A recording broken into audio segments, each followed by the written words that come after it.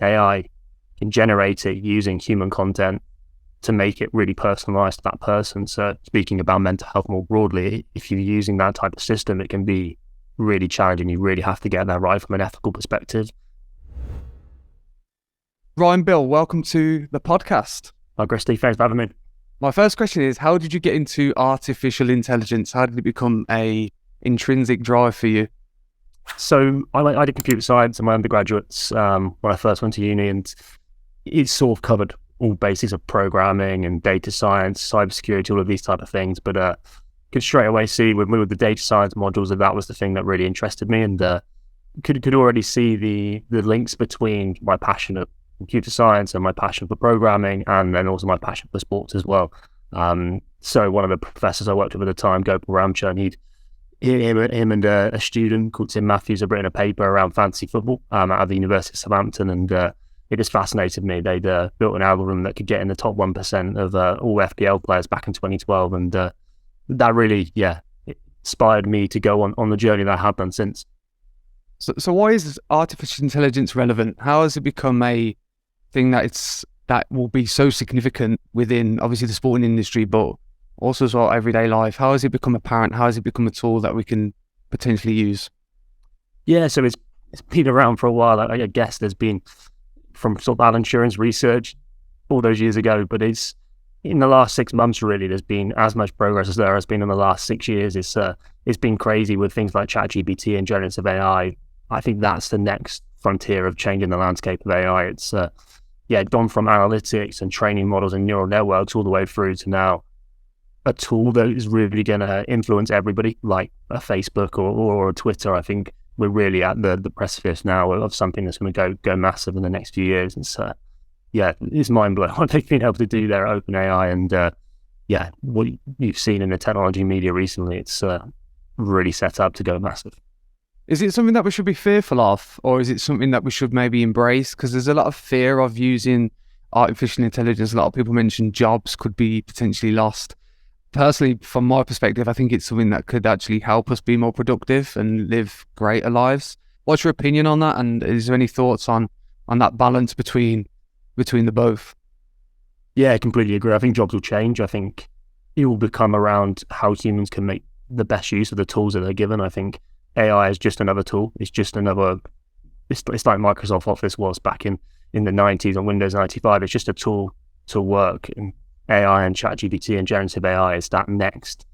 Is that next step? It's like using a computer. Every office in 1980 didn't have a computer, but by 1990 everyone did, and now everybody's got them in their pockets. And I think that's where generative AI is going. It's going to be a tool that people use at the moment. It's a little bit niche. They're finding their feet still, but I think in 10 years' time, every office and everybody will be using these tools to make themselves more efficient and to sort of almost skip out those things that don't need human creativity and don't need human input almost. It's then how humans can use those systems to get the best out of it. And it's going to be really interesting to see how that evolves in all industries. Obviously, we kind of think about maybe digital natives and digital immigrants, and you could probably predict that maybe if these tools are not learned, then could people be left behind within this area because of the fast-growing nature of it? I'm intrigued on your thoughts on that. Yeah, I think it's not going to be a case of, I think the interfaces are so easy to use. I don't think there's going to be that big a learning curve. I think it is just the case you can ask it questions and then prompt it. I think what will change around it is things like university courses, things like tests. You've already got a system now that can pass the bar exam in the US. It can pass the LSATs. It can do this to a really high level. So it's going to be more around changing the way humans are taught in the back end to almost in the future be better users of these tools. So people who are coming into these now and are already computer sort of literate will be able to make use of them quite easily, I think, quite quickly. There isn't this huge learning curve. It's not an operating system. It is this chat-based system where you can ask it a question, and if it doesn't ask it how you want it, you can tell it, and it will do its best to change that. It's going to be really interesting to see how it learns and evolves over the next few years. How do you think it will change in terms of maybe assessment? I know we're kind of branching off away from sport a little bit, but you mentioned universities. Do you feel like there'll be a new mechanism in terms of summative assessments, and even maybe lower education. You see schools and secondary schools and primary schools kind of panicking over this ChatGPT and these tools that can now create essays, etc. Have you thought about that in terms of how maybe we can assess potentially educational perspectives around this area? I think one of the biggest things is going to be trust. I think the biggest issue that will come out of this is going to be, where does the information come from, and how trustable is that? Is that information, is it come from a source that is an academic paper that's had years of research, or is it certainly information that is just useless? And I think that will be one thing that we will need to, as users, assess, because if the information has come from, it's sort of garbage in, garbage out style stuff. If it's not come from a good source, and it won't be useful to anyone, it won't be useful for students, it won't be useful for professionals. I think there's going to need to be this whole aspect of tracing back the information. And again, it comes back to new skills. And if you can trace that information back and work out where that's come from, that'll be a skill in itself, to make sure that what you've produced using a GPT system isn't just useless nonsense. It might sound good, but it's got that underlying information, it's underlying true information, up to date, and all of that's going to be really important. You've already got like Turnitin and systems like that who are already developing to sort of spot plagiarism from GPT systems. But there's also professors in America who are challenging their students to write, basically saying use it and then see what you can produce, and it will just be marked to a new standard. Is there a point where we're going to get to a situation where there's just a lack of authenticity within maybe this area because of the different tools? You mentioned Turnitin, etc., but I always find that there's another method on this. There's if one detects one area, then someone else is creating something to become undetectable. I feel like there is always one better within this growing area because of the fast nature of how it's become apparent. Is there an element of within this where we're just going to there could be potentially a lack of authenticity because of the tools getting so effective and so good? Potentially, but I guess it's going to be really hard to spot if you've got a good user of these GPT systems. And I guess it depends on what you need by authenticity. Is a journalist using these tools to make themselves more efficient and produce more articles, and but still having that human touch to them? I think you'll be finding that balance between something that becomes inhuman and sort of not fun to read, not fun to engage with that content. I think it's going to be a case of combining cutting edge information with these tools, with a human, to produce content that is still got that authenticity, but it's more efficient. You can do more of it, and it's got better content in it as well. So in terms of sport then, so how does artificial intelligence become a factor within sport? Is there anything that's kind of happening at the moment in terms of trends, etc., that could be used as a tool to benefit sport as a whole? Yeah, so sport lends itself really nicely to data and then data science applications and AI. I think you look at things like Moneyball and that sort of seminal usage of data AI to, I guess, more data science really, to identify an undervalued metric whereby if you sign players who are really good on this, they're going to be paid less, but they're going to produce more, and that's going to be something that can be used. I think that's the moment it kicks it all off from a recruitment perspective. But in general, sports, just the nature of the data just lends itself really nicely to these problems. You collect data on players with everything they do in the games they play and training, off the pitch with social media, all of these sort of data points that you can collect. And you do this week on week over many years, and it produces this unique data set where you can look at success objectively.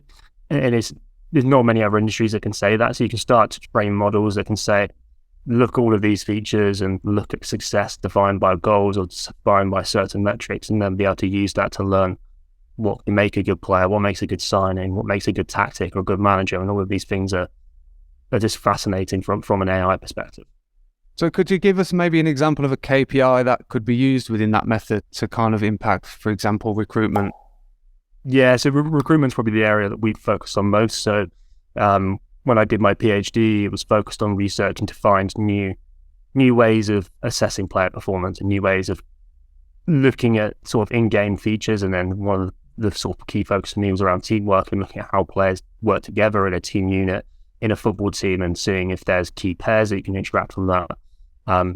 So by doing this, we sort of looked at it and said, if you can start to simulate what will happen as you change these variables, then you can produce something that instead of looking at backwards-looking data, backwards-looking analytics, you create these forward-looking metrics, forward-looking simulations that can give people a new insight, start to assess decisions based off of risk and sort of objective decision-making rather than just subjective input from scouts. And you can combine these two together to produce new forward-looking analytics that they can really break that apart. So that's what we focus on with Sentient Sports, my company as well. And we've started to do this at scale and then really produce these recruitment metrics that can add to that decision-making workflow. So what would be different between maybe a normal video analyst or kind of analytical sense in comparison to AI? What is the difference there? Is there any difference? Does the tool help more specific metrics or specific data? I'm intrigued on if there's a parallel or if there is a difference. So for me, what sort of current video analysts can do and what data analysts at clubs can do is they can look at that backwards data. They can look at what a player's doing at their current club, in their current league, with their current set of teammates. What AI can allow you to do is start to abstract away from those sort of constraints almost and look at, say you move a player from the Belgian league into the Premier League with a new set of teammates, new languages, all of these type of things. Can you start to simulate what will happen when he makes that step up? What will happen when he's playing with those new teammates? Does he fit the manager's style if he's playing with the new formations and new tactics that he's going to use? So it allows you to sort of add objective measures to that and objective assessment of the probability of success when he's moved into that team. Whereas, the standard video analysts at the moment are looking at a lot more niche. There's definitely a huge place for that, and it's around backwards versus forward looking for me, and the speed of decision making as well. I think you kind of put a point on it there in terms of speed of decision making. Is that kind of the key element of using these tools, just to bring some form of feedback as soon as possible to make decisions? Yeah, I think you look at sports having another unique aspect that in a transfer window or in a draft or whatever it might be, you've got to make quick, snappy decisions. You can, I guess, in a football transfer window, you can plan for years around this, but then that player gets bought by somebody else or someone comes in at the last minute and you sort of against the deadline. You then have to make a decision. You could be on your third, fourth option around, you decide a new striker, and you then have to make these quicker decisions where you can't rely on somebody going to watch 24 hours worth of video. You need to have these quicker tools to make these decisions and inform yourselves rather than just going on gut instinct. It can be a combination of the two, but you've got to have that speed which data gives you. If you build things in the right way, it should be a case of saying, right, analyze this player, run the simulations, and within 10 minutes you've got a view on what that player should do in your team.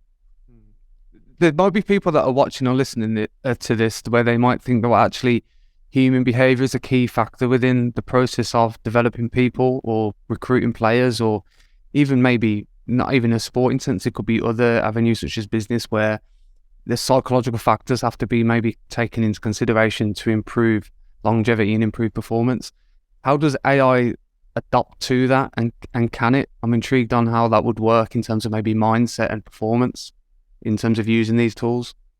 It's all about getting those feature sets that you can learn from. AI is great when you've got all of this rich amount of data where you can say, right, have a look at these data sets, look at what happened in the past, and then be able to use that to predict the future.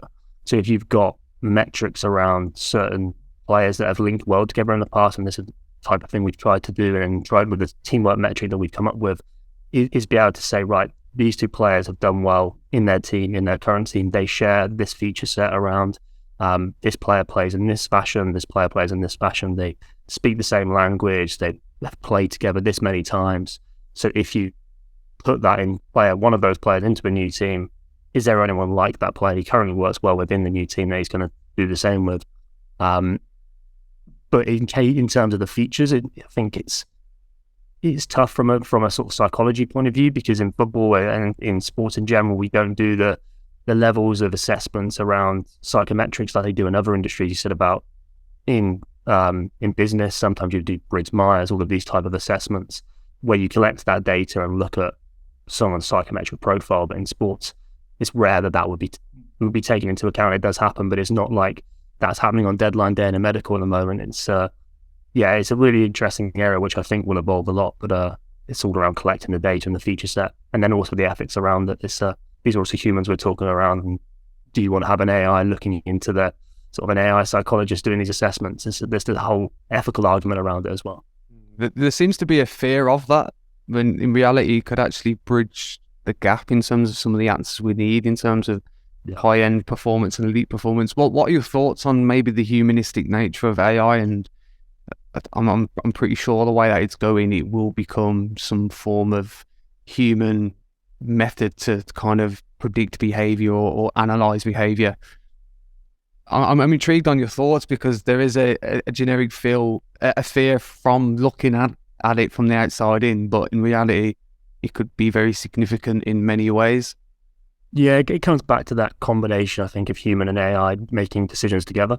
I think if you give humans the right tools to be able to assess the information that's put in front of them, whether it be performance, psychometric, or whatever that might be, and the human makes the ultimate decision, I think that's that ultimate combination of saying, right, you combine subjective and objective to make better decisions and make humans look at their decisions almost like an AI would, but with a lot more reasoning and then human nature behind it as well. I think that combination is really important. But in terms of, if you can get this right, you look at, I think you can find good players, and there's lots of good players in the world, but not every good player is right for a good team, or not every player is right for every team.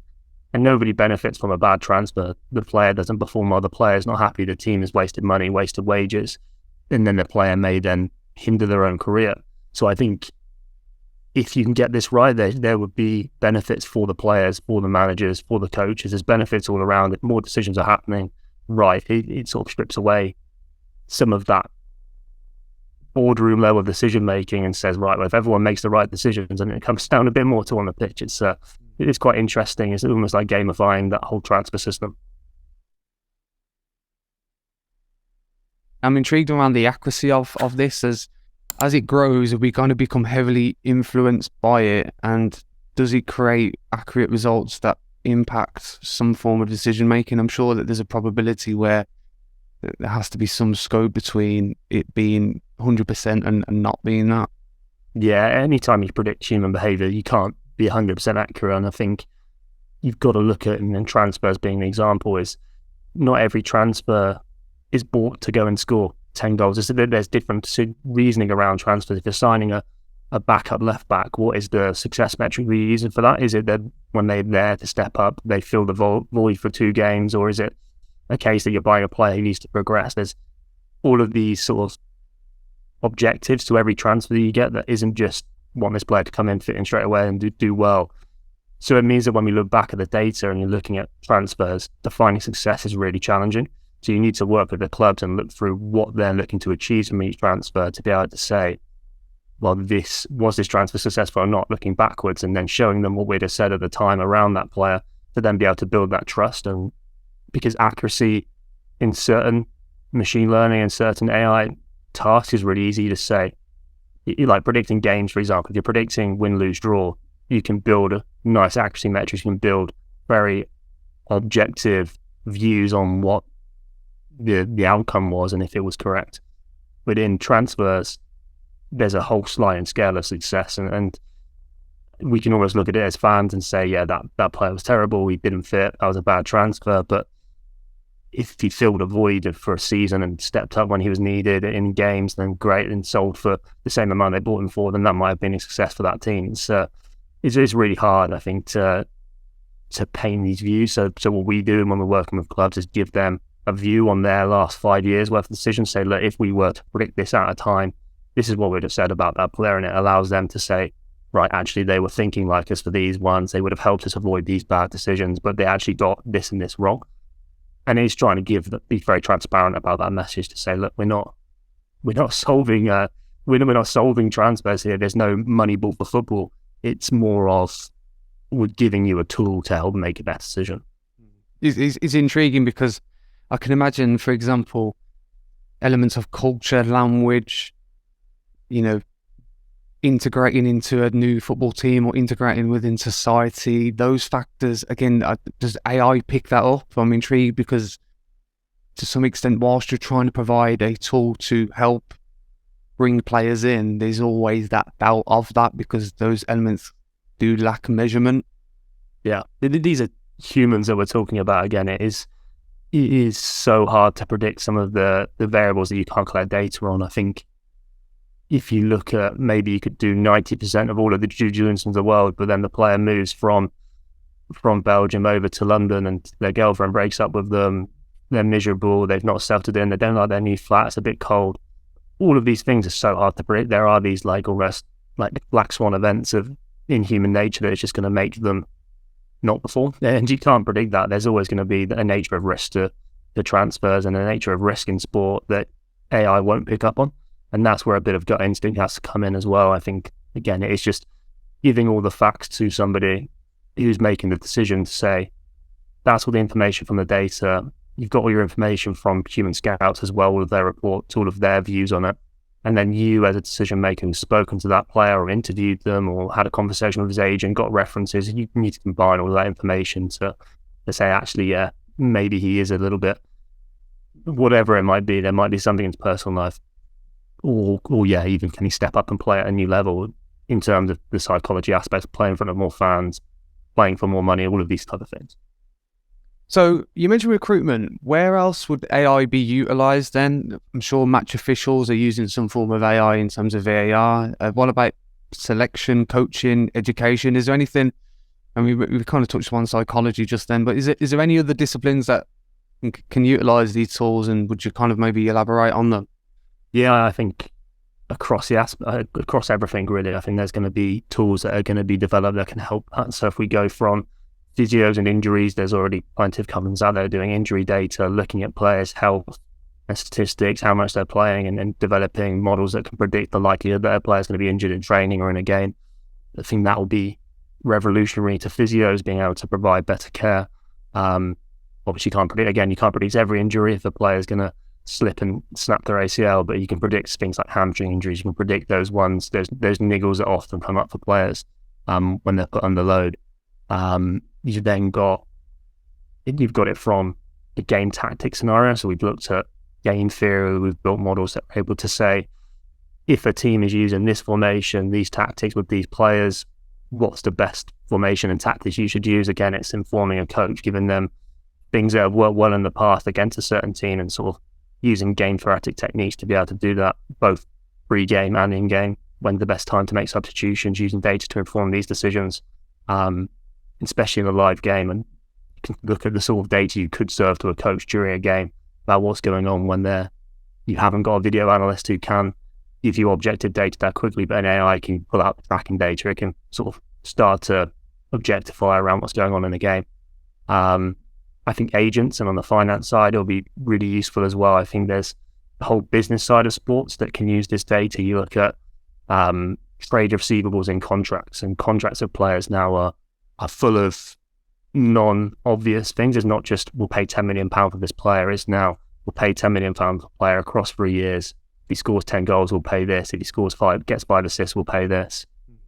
But actually being able to add some transparency around those contracts and probabilities around, actually, that might sound like a £40 million transfer, but if you look at the probability of getting £40 million, it's very low. The probability of you getting 10 million is very high, and there's some distribution in between. You can use AI to do all of this as well.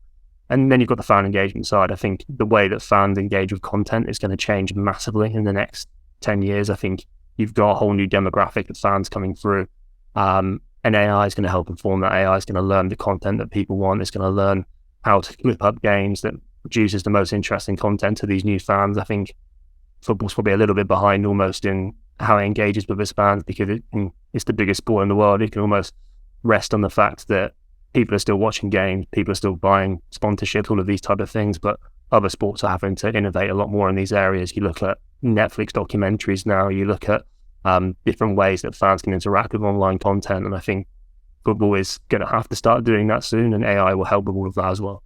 We could be in a position where, for example, video analysts could be made redundant to some extent, because a software is out there creating tools and providing data that would not necessarily need a video analyst to perform the way that they do now. I'm just thinking of that method and how that would that, does that mean that, or do we still need people in place? I'm just trying to get some clarification there. We definitely still need these people in place. I think it'll make their jobs more efficient. I think instead of having to sit and watch 90 minutes, it can clip the game up automatically, give them almost like a search method of saying, actually, we want to look at every time that the strikers have pressed high. Instead of having to watch it and tag it manually, that would already be done for them. So they can go through, find those occasions, produce their report and produce their opinion on that, and then feed that back. And that step of feeding it back to decision makers is really important. Almost a manager's or a chairman or a director of football's job is going to change, where it's going to be bringing together content from data, from scouts, from video analysts, who have all been using some form of the tool there to make themselves more efficient, but actually be able to present that data back to present the video analyst data back to that decision maker is going to be really important. And how they describe it is, again, especially in something as niche as language as football, I think it's going to be really important. And that trust of what's going to be trusted more, if an AI writes a report about a player based on watching the video, or is it going to be somebody who's watched it and actually been using AI to inform that decision more, rather than just the AI on its own. Some people argue that the discipline of psychology is very behind other areas. You mentioned analysis, injury prevention, strengthening and conditioning, etc. In terms of research and knowledge within those areas, it is only taken to the last 15 to 20 years around mental health and well-being within elite sports and elite environments. If this is a tool that's growing significantly today, would you predict that maybe psychology would probably even struggle even more in terms of its underpinning and its nature to support maybe the well-being of athletes and players, just because the human nature of it and the fact that we have a tool that is so powerful to help other areas, that they might leave a limitation towards the mental state of a performer? I mean, I'm intrigued on your thoughts there as an expert within AI. The psychology is always going to be one of the most challenging areas to implement AI, just because of the ethical reasoning behind it, and being able to predict human mind state and what's going on with humans, or flagging people who are maybe at risk. It was always going to be a challenge behind that, because if the AI misses that, and then speaking about mental health more broadly, if you're using that type of system, it can be really challenging. You really have to get that right from an ethical perspective and build that trust. And I think it is certainly not one of my areas of expertise, but it's definitely going to be a massive ethical challenge. Like you said, these AI systems are going to affect all of our sort of parts of our daily lives, but how it affects the mental state of humans is going to be, a massive challenge that I'm sure there's plenty of people who are focusing research exactly on that area, and exactly around how it's going to impact and be able to use for, human mental health, human psychology. It's definitely a little bit beyond my sports research, that one, I think. In terms of its integration then, so will this become a norm? I'm intrigued maybe just on maybe the educational perspectives around AI and how we integrate it within. You mentioned coaches and analysts and people can use this as a tool. How do we know? Would it become normalised to some extent? Is there a prediction on when this will just be a normal factor within sport and how it predicts certain outcomes to help performance? I'm intrigued on how we develop knowledge within this area. I presume your business is set up for that. So I'm just what are your thoughts on that in terms of in terms of its integration? Yeah, so I think if you look at the shift in data in sports over the last 20 years, everything's been focused around collection of more data. There's companies out there collecting data on sort of everything players do now, from in-game. You've got event data, which is all of the actions that happen on the pitch. You've got tracking data, which is their movement across the game, sort of 60 times a second across the pitch, which is really cool as well. You've got social media, training data, all of this collection of data. But actually, for me, there's still work to be done on the actionable insights that can be gained from this. You can have all the data in the world, but if you can't read that data properly and abstract away from it, then it's not as useful as people might make out. So I think data's been normalised now in clubs, and I think some are better than others are using it, depending on what they're trying to achieve from it. We look at clubs like Brentford and Brighton, who have been well known in the last sort of recent years, using this data to make their transfer decisions and inform a lot of what they do at their clubs. But that doesn't mean they're not. Everybody else in the Premier League is using the same data sets. It's just about how they can abstract away from it and use those data to inform it. So I think that will be the next shift, and that's where Sentient is sat in the moment to help these clubs make better use of the data, whether it is through recruitment or whether it is through fan engagement or whether it is through injuries or tactics or whatever that ends up being. But I think that's where there's going to sort of be the next set of tools that come into coaches' everyday life, is abstracting from really cool data to really cool applications that is going to be different for everyone. Can we overanalyze? Potentially, yeah. I think especially quick decision making, I think it's going to be a case of, I guess, giving all the information there. I think you can overthink things. You can give somebody all the information, but the people who are going to be the next level of decision makers are going to be the ones who know how to get the most out of this information that they're served. So overanalyzing comes from the fact that they're given too much information, but again, it comes from the fact that it means that middle step is not feeding information correctly. It's looking at the data, it's looking at the human, and it's giving them too much that they can overanalyze. So it's trying to summarize it in a way using data and using AI from the data to be able to almost summarize it in a way that they can understand it and not overanalyze it.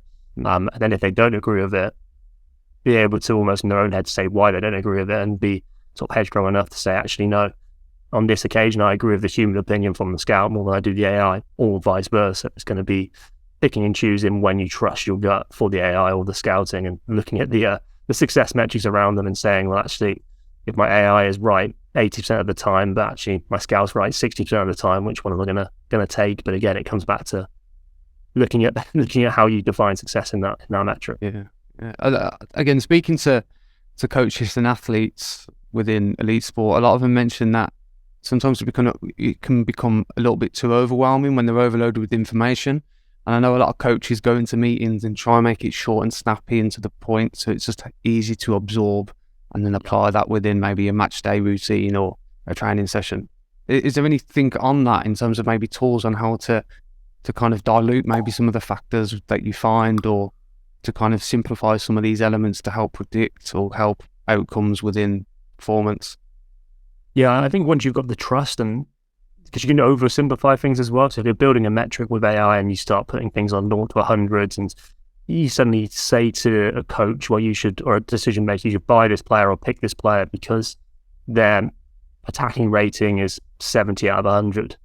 They'd be like, great, but why? It's that whole level of explainability and trust that comes from it. So once they trust the model and trust where that data's come from and can dig deeper into that, then it can help simplify it. But you've got to build the trust first. So for us, we do this by saying, well, if we're saying we think these two players will work well together, you can dig deeper into that and say these players will work together because, and it's because of, they've played together before, that they complement each other because one's great at crosses and one's great at headers, and these are complementary features in our data space. I think it's trying to build trust with a decision maker so that then you can simplify it, because once they trust the models, then they can trust a more simple version of them. But if you start with the simple version of it, they're never going to trust that to a level. They're going to be so, almost pick that apart. And if your model can't stand up to that being picked apart, it's just never going to be used. So it's, for us, you can't feed these black box models to end users. It's got to be these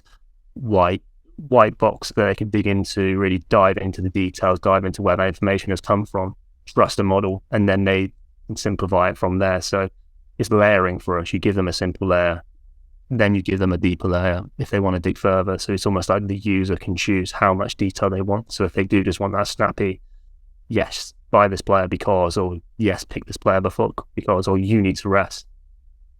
It can be you need to rest for one game, or it could be you need to rest for one game because if you don't, this is all of the information that we've got that underlies it. And so it's allowing users to pick and choose how much explainability and how much information that they want, so you can have the best of both worlds, really.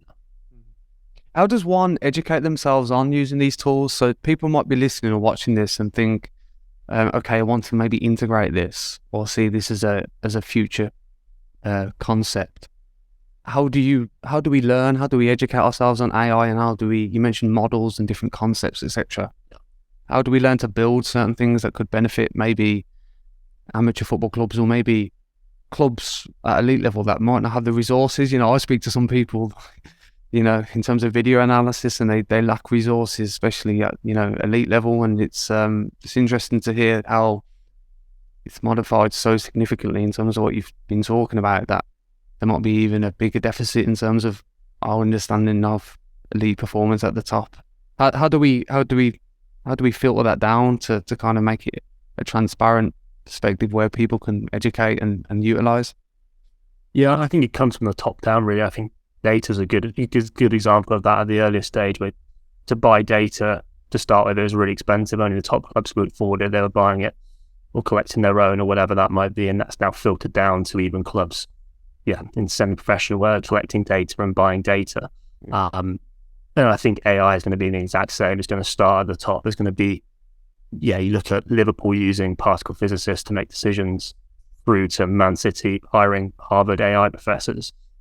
That's the sort of top, and there's going to be that trickle down effect through the leagues and through performance, where then you've got companies like Sentient that can come in and produce tools that can be used at different levels of the game. So we work with clubs in League One in Scotland, as well as clubs in the Premier League and top agents. But each one has a different requirement. But we can sort of almost then look at the models we've got in the back end and provide them with the tools that they need, whether it be something as simple as just calculating GBE points, or if they do want something more involved that gives them decision-making metrics that they can use to inform their own decisions. So it's really trying to have this suite of analytics and this engine in the back end that can produce different tools for different client needs. And then as clients become more proficient in this technology, then they'll be able to sort of up their level of usage of different tools that we have in the back end. So do you think there'll be a point where the coach or the leader of maybe a football club or a team, we kind of put this into perspective of the manager, where they are heavily reliant on AI? Or will there be a balance between human performance and I'm just intrigued on where this might go in the future, because if AI is so significant and is creating plans for when people need to rest, or what team selection should look like, or what formation should be played, there's got to be a point where that coach is just reliant on using a program. But where's there a balance between the both in terms of making decisions and how that would be proceeded in the future? I'm just intrigued on how that would work. So, but from a game theory perspective, if everybody had access to the same tools and everyone was given the same information about when to rest players, what team to pick, that optimized it, a lot of it would cancel each other out almost. But so it's all about how different combination of these tools will be used by a human that will then give you that edge. Because I don't see a world where everybody is using an AI manager, which makes all of the decisions. It would become quite a boring game, I think, if everyone was doing that, because it would be all about finding those smaller edges. But it's going to be about finding tools that complement the human decision maker who's using it. And maybe the case that one coach is very good at making players better on the training ground, but actually on match day struggles to process all of the information to be able to make a sub at certain times or track the fatigue of a player. And then they may use AI to identify these in game, or it might be the case that it's the other way around. They're great at making gut decisions in the game, but actually they struggle in training to work out when a player needs to be rested, and it can be used for that as well. And it's the combination of not just an individual, but a whole team of individuals and how they make use of these tools. It's going to be that combination. I'd say we're 10 years off of being able to have an AI that could run a football team, but I don't think anyone wants to see that. That's not like sport is at its essence always going to be storytelling, always going to be humans performing at the very highest level, and like you're not going to want to see an AI manager running a football team, but all of the components of that AI manager with a human is going to be what's going to be really exciting from my point of view. You mentioned fan engagement as well. Do you ever think maybe potentially the laws of the game could change significantly? I know, again, doing some research a few years back on VAR, they talked about the ball in play, and there's a limitation towards that. I think the average in Europe was 55 minutes when the ball was in play, and there was something that is being emphasised. You can tell in the World Cup with the added time as well, there's emphasis on more playing time. Do you think anything along maybe utilising artificial intelligence will help impact the rules of the game, officiating of the game, and something to make it a little bit more entertaining? Because you mentioned fandom is changing, the way we interact is changing, digital technology is changing. Is there any parallels between them?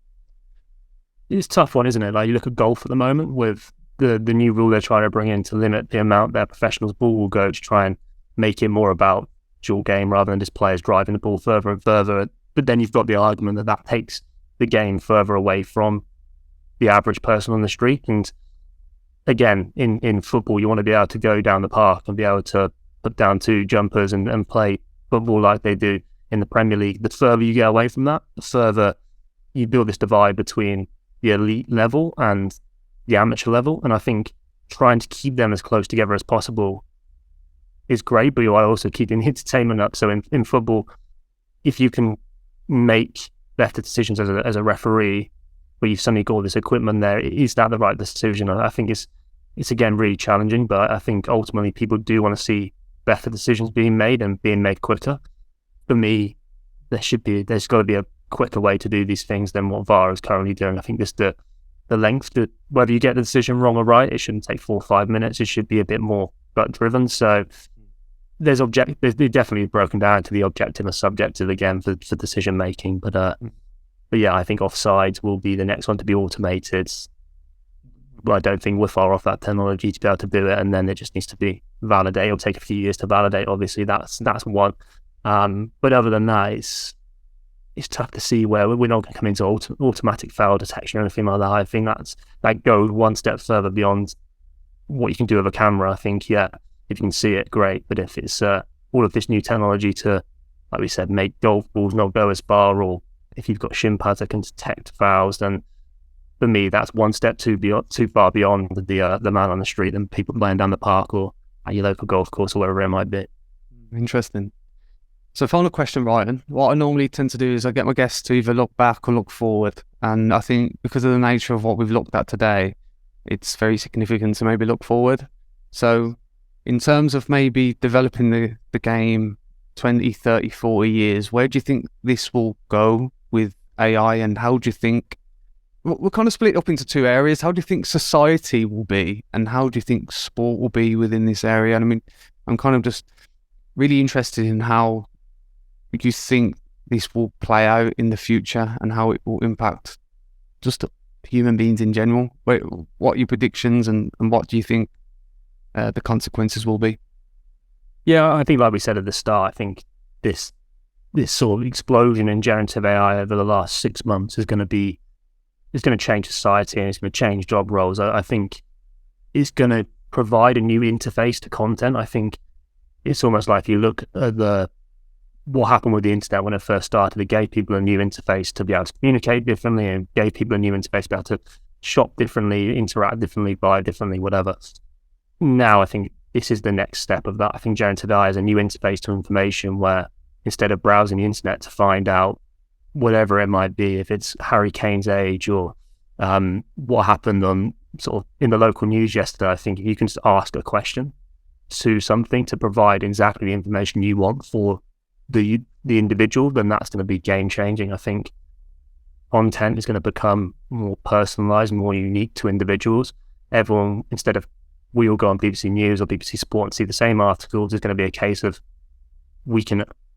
the systems will learn what we want to see as individuals, and we can ask what we want to see as individuals. It's going to be that personalized, unique, sticky content that isn't out there at the moment, because AI can generate it using human content to make it really personalized to that person. So for me, it's that interface to data and that interface to unique, personalized content that will change society as we know it. Well, not society, but more like in the sort of computing power as we know it. In terms of sport, definitely be affected by it. Like I said, I think there's going to be new tools in all of these areas. I think from the finances to the agents to the decision makers, all the way through to the coaches, injuries, it's going to play a part in all of theirs. I think the really successful coaches, the really successful managers, chairman, whatever it might be, are going to be the ones that utilize that data to make their own human subjective information better. I think that combination of the two is going to be where the power lies. So it's the best people in 10 years are going to be, to be fair, this goes across all industries, going to be the ones that utilize these tools the best and utilize them to make themselves better, to make their creativity better, to make their gut feeling better, and to make the way they look at their decision making better. For me, that's where this will take us into that new level where level, it sort of takes everyone to the same level. So it needs a little bit more to push people on that bit further. Interesting stuff, Ryan. Ryan, I just want to thank you for your time. Where can listeners find you? And you mentioned your company. Do you want to maybe give a bit of an insight on that? Yes. So I did my PhD back in, sort of finished that in 2021, and off the back of that, we set up Sentient Sports, which is an AI sports tech company that is using AI across all of the areas that we've sort of covered today. So we've done lots in recruitment, and we've done lots of game theory papers as well to help clubs and agents make better decisions. But we're also now moving into the fan engagement space and using this generative AI technology to interface with all of our cutting edge AI models in the back end to produce better content. So we're on sentientsports.com. We've done some work with The Athletic around a few articles. So there was an article recently about Jude Bellingham that you can link to as well. So there's all types of things you can look at, and I'm on Twitter as well. So great speaking to you, and thanks for having me. As a Birmingham fan, I'll check that out. I'll check that article out. We'll put the links in the description as well for those listening. Ryan, thank you for your time and good luck. Thank you. Cheers, Christy.